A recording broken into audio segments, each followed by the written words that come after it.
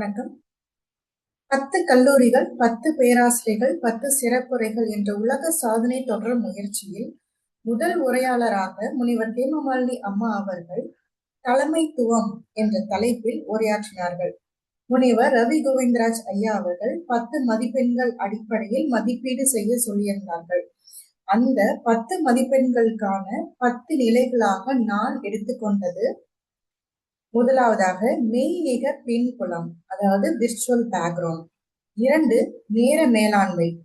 3, தெளிவான உச்சரிப்பு. 4, உடல் மொழி.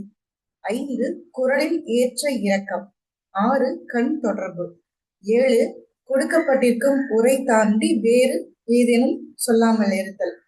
8, பிறர் பேசும் பொழுது கவனித்தல். 9, தங்களின் பேசும் தலைப்பு.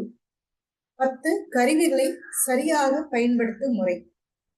இதில் முனிவர் ஹேமமாலினி அம்மா அவர்கள் மிகச் சிறப்பான உரையாற்றினார்கள்.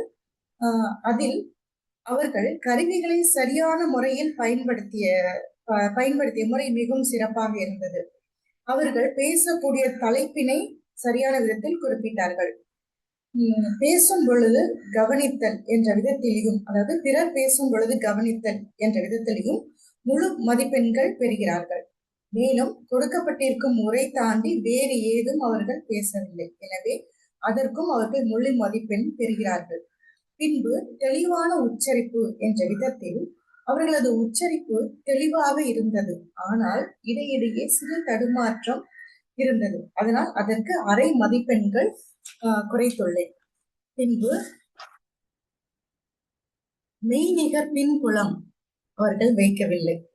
அதில் மதிப்பெண்களை இழக்கிறார்கள். பின்பு நேர மேலாண்மையை கடைபிடிக்கவில்லை. முதலாவதாக பேச வேண்டிய நபர் நேர மேலாண்மை கடைபிடிக்காத காரணத்தினால் கடைசி நபராக பேசினார். பின்பு உடல் மொழி என்ற விதத்தில் பார்க்கும் பொழுது புரிந்து கொண்டே வாசித்தார். இதனால் கண் தொடர்பு என்ற விதத்திலும் மதிப்பெண்களை தவறவிடுகிறார். குரலில் ஏற்ற இறக்கங்கள் இல்லாமல் தொடர்ச்சியாக வாசித்தார். மொத்தமாக பார்க்கும் பொழுது முனைவர் ஹேமமாலினி அம்மா அவர்கள் 10க்கு 4.5 மதிப்பெண்கள் பெறுகிறார்கள். நான் முழு மதிப்பெண்கள் அவர்களுக்காக கொடுக்கப்பட்ட நிலைகள் முதலாவதாக கொடுக்கப்பட்டிருக்கும் உரை தாண்டி வேறு ஏதும் வாசிக்கவில்லை, அதற்கு முழு மதிப்பெண்கள். இரண்டாவதாக பிறர் பேசும் பொழுது கவனித்தார், அதற்கு முழு மதிப்பெண். மூன்றாவதாக தங்களின் பேசும் தலைப்பினை சரியான விதத்தில் கூறினார். நான்காவதாக கருவிகளை சரியாகிற முறையில் பயன்படுத்தினார், அதற்கும் முழு மதிப்பெண்கள் பெறுகிறார். தெளிவான உச்சரிப்பு இருந்தாலும் சிறு தடுமாற்றம் இருந்தாலும் அதற்கான அரை மதிப்பெண்கள் குறைத்துள்ளேன். பின்பு மதிப்பெண்கள் கிடைக்காத நிலைகள் முதலாவதாக மெய்நிகர் பின்புலம் வைக்காதது, இரண்டாவது நேர மேலாண்மை கடைபிடிக்காதது, மூன்றாவது உடல் மொழி, நான்காவது குரலில் ஏற்ற இறக்கம், ஐந்தாவதாக கண் தொடர்பு. இவை 5லும் மதிப்பெண்களை இழக்கிறார். மொத்தத்தில் அம்மா அவர்கள் பெற்ற மதிப்பெண்கள் 10க்கு 4.5 மதிப்பெண்கள். இந்த பின்னூட்டத்தை எனக்கு வழங்க வாய்ப்பளித்த ஆம்பல் தமிழ் சங்க தலைவர் முனைவர் ரவி கோவிந்தராஜ் ஐயா அவர்களுக்கு என் மனமார்ந்த நன்றியை தெரிவித்துக் கொள்கிறேன். நன்றி.